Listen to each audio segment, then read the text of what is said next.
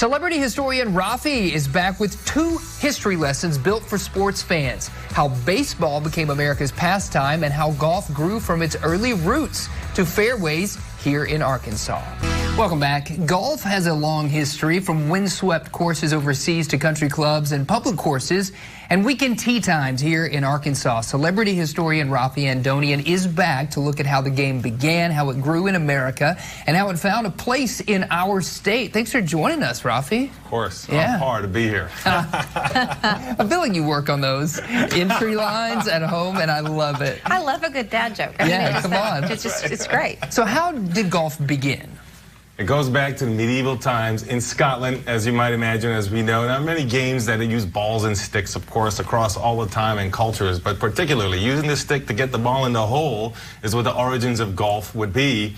And it makes sense. If you think about the landscape in Scotland, it looks like a golf course. You have short grass because the grazing culture there keeps the grass low. Of course, the water and this natural sand traps that, are going to be in that landscape. So we just kind of create a little Scotland when we're creating a golf course.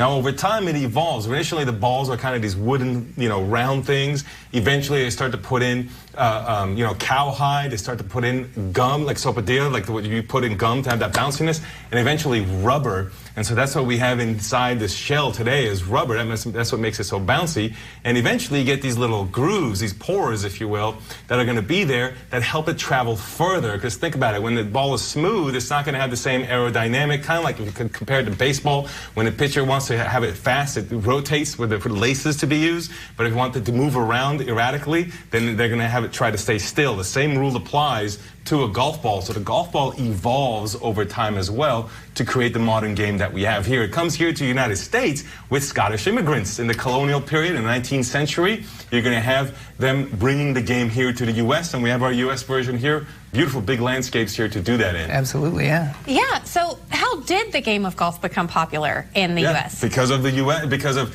the game coming here with the immigrants. However, just because the game come here, it doesn't mean that it's going to be very popular. What made it popular was presidents playing it. McKinley, who was a president in the late 19th century, was the first president we know of to play golf, and most presidents since then have played golf. And you can't remember, there's this sort of debate all the time, is the president spending too much time on the golf course? You get that come up every single president. There's the same question. And the king of doing so was Eisenhower in the 1950s. He averaged about 100 days of golf per year, believe it or not. He was doing it quite a bit. I worked at Gettysburg at the Civil War battlefield.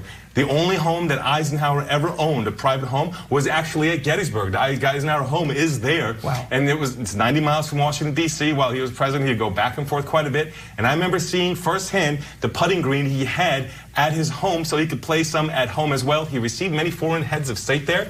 And so they would be doing these kinds of things.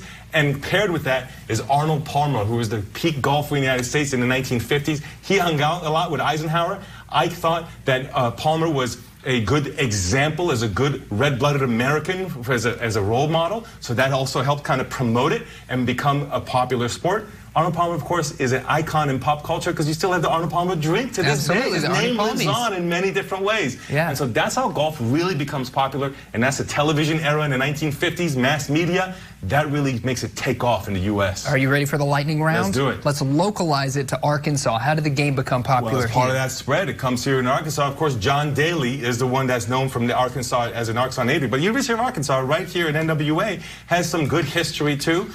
You have R.H. Sykes, who, of course, was a national champion in the NCAA on the men's side in the 1960s. And more recently, you have a female champion in the 2000 and 2007, of course. Marjo. That's right. That's right. So you have a history here of college golf as well as pro golfers becoming, big stars on the national and international stage. Do you play? No, I don't.